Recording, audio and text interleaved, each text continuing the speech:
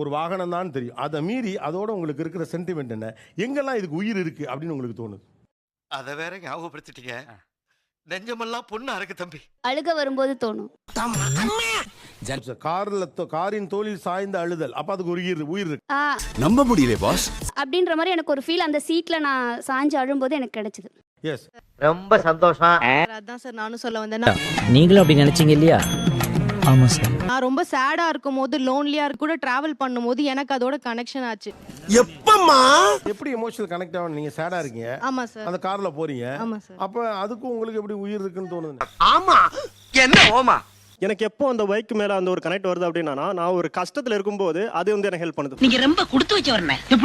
நான் என்ன நினைச்சேனோ அது கரெக்டா அந்த பைக் பண்ணி என்ன அந்த ஒரு பிரச்சனையில இருந்து காப்பாத்தி வெளியே கொண்டு வந்துருச்சு. அதனால என்ன உனக்கு தான் மான்கராஜ் தெரியுமா? ஒரு ஆக்சிடென்ட்ல இருந்து உங்க பைக் தான் உங்களை காப்பாத்துன்னு நினைக்கிறீங்க?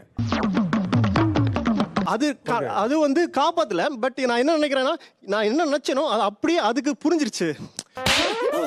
என்ன வார்த்தை சொல்ற ராஸ்கல், எப்படி அவனுக்கு இப்படி எல்லாம் தோணுது? அவ்வளவு பெரிய இன்சிடென்ட். அப்ப ஆமா, கிட்டத்தட்ட வந்து 80. உங்க தம்பி அவர் எங்க இருக்காப்ல? உடனே பார்க்கணுமே. அவசரப்படாத, நீ அவளை பாக்குறதுக்கு முன்னாடி அவ ஒன்ன பாக்கணும். என்னோட பைக் பேரு மீமோ. அவர் சொன்ன மாதிரி என்னோட பைக் வந்துட்டு நிறைய க்ளோஸ் கால்ல இருந்து என்ன காப்பாத்தி இருக்கு. என்னப்பா சொல்ற? இப்ப நமக்குன்னு வந்துட்டு ஒரு ஜீவன் இருக்குன்னா அது வந்துட்டு என்ன பொறுத்த வரைக்கும் என்னோட பைக் தான். என் ஹஸ்பண்டுக்கு அடுத்து பைக் ஸ்டார்ட்டே ஆகாத டைம்லாம் இருக்கும். எனக்கு வேணும் போது நான் சொன்னது தயவு செஞ்சு ஸ்டார்ட் ஆயிடு, நீ என் செல்லம் இல்ல, ஸ்டார்ட் ஆயிடுன்னு. உங்க பைக்குக்கு உயிர் இருக்குன்னு எப்பெல்லாம் தோணும்? சார் அது ரெஸ்பான்ஸ் பண்ணும் சார். என்ன சின்ன பிள்ளைத்தனமா இருக்கு ராஸ்கல். எப்பனா ஆஃப் ஆகலாம் மாதிரி இருக்கும். பட் ஆக்சுவலி நான் சொல்ல எனக்கு அந்த டெஸ்டினேஷன் வரைக்கும் போகணும், தயவு செஞ்சு அந்த கொஞ்சம் தூரம் என் கூட வந்துரு. Oh my God. டேய் என்னடா நினைச்சிட்டு இருக்க உன் மனசுல? இப்ப நீ ஏத்துனா உயிர் இருக்கு. யாருக்குன்னா எனக்கு. பயமா இருக்கா? இதுக்கப்புறம் இன்னும் பயங்கரமா இருக்கும். உங்க வண்டி பேர் என்ன? அது நான் வந்து டயானான்னு வச்சிருக்கேன். நீங்களா யாருடா? இப்படி காரை நான் தினசரி பண்ணிட்டு காசுக்கு உள்ளர பூவெல்லாம் வச்சு ஒரு நாள் தவறாம அதை நான் பண்ணிட்டு இருக்கேன் 15 வருஷமா. என்னப்பா நீ பைத்தியம், நீ என்ன வேணாலும் சொல்லுவ, நாங்க அப்படியா? ஏங்க 15 வருஷமா உங்களுக்கு பூ வாங்கி கொடுக்காம காருக்கு பூ போட்டுக்கிட்டு இருக்காருங்க அவரு.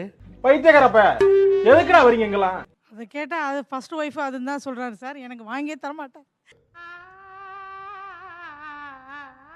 கார்ல ஃப்ரெஷ்ஷா பூ இருக்கும், டெய்லி பாத்தீங்கன்னா ஃப்ரெஷ்ஷா பூ இருக்கும், டெய்லி காரை தடைச்சிருவாரு. ரொம்ப திட்டவும் முடியல, ஒரு அளவுக்கு மேல வேணா வேற ஏதாவது வார்த்தையை பேசி விட்டுருமோன்னு வேற பயமா இருக்கு. எவ்வளவு முழம் பூ வாங்குவீங்க ஒரு நாளைக்கு காருக்கு? அது ஒரு முழம் வாங்கிடுவேன் சார் தினசரி. ஏ மாடங்கிட்ட போயில உனக்கு அறிவு இருக்கிற அறிவு. எனக்கு கூட பொறாமையா இருக்கும். அட என்னோட ஏத்த நீ நீ வயசு பிடிங்கிட்டேன்னு கூட தோணும் சமயத்துல. இந்த பூ வச்சிருக்கீங்களே, இது வாங்கி நான் தான் சார் வாங்கி. நீங்களா வாங்கிட்டதா? இந்த கொடுமை சரவணது. காருக்கு ஏன் டெய்லி பூ வைக்கணும்னு தோணுது? நம்மள அழகுபடுத்திடுறோம்ல சார் தினசரி. அந்த கார் வாஷ் பண்ணி அதுக்கு அது ஒரு உயிர் உள்ள பொருள் மாதிரி நான் பாக்குறேன். யார் சாமி இவன்? எங்க இருந்து வந்திருக்கான்? ஏங்க உயிருள்ள ஆள் தான் இந்த நேராவே உட்காந்துருக்காங்க, அவங்களுக்கு ஒண்ணுமே வாங்கி கொடுக்கறல. அப்புறம் அவங்களுக்கு நான் தனிப்பட்ட முறை செய்வேன் சார், அது என்னுடைய கடமை. அது உங்களுக்கு விளக்கம் சொல்லி ஏன் ஓஞ்சிருவோம் போல இருக்க? அவரே எப்படி அங்க அழகா அப்படி பூலாம் செட் பண்ணுவாரா காருக்குள்ள? ஆமா சார், எல்லாத்தையும் காரோட அழகா வச்சிருப்பாரு. நீ என்ன அவ்வளோ பெரிய அப்பாட்டாக்கிறா? உங்களுக்கு மாதிரி என்னக்கா தலையில வச்சு விட்டுருக்காரா? அதெல்லாம் கிடையாது, வாங்கி கொடுக்கறதே பெருசு, அதுல தலையில வேற எங்க சார் வைக்க? ஏன் விருப்பம் இல்ல? அப்படி விருப்பம் இல்லையா?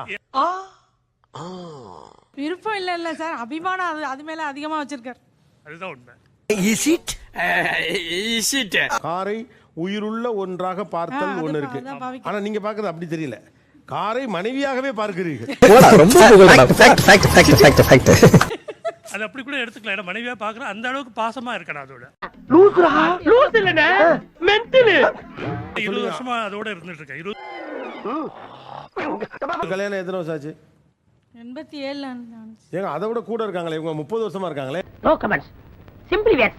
உரிமை அவங்கள்ட்ட இருக்கு, நான் அதை செய்வேன். எனக்கு புரியல, இது கடமை அது பாசமா? ஏன் திமுங்களா எப்படி? அதான் நானும் யோசிக்கிறேன்.